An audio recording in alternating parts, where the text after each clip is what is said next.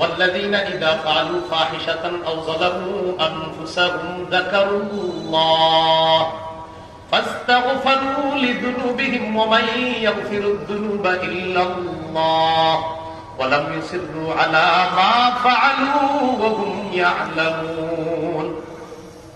যারা গুনাহ করে, অশ্লীল কাজ করে অথবা নিজেদের উপর জুলুম করে, তখন আল্লাহরে স্মরণ করে, ইন্না লিল্লাহ, আমি কি করলাম, কাজটা ঠিক করি নাই, আল্লাহরে স্মরণ করে।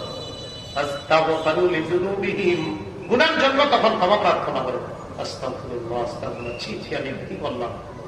আমার সে এটাও জানে, ওয়া মান ইয়াগফিরুয যুনুবা ইল্লাল্লাহ, আল্লাহ ছাড়া ক্ষমা করবে কে।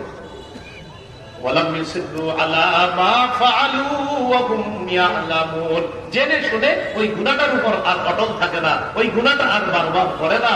তো আল্লাহ রাব্বুল আলামিন ইস্তিগফারের কারণে ওই বান্দা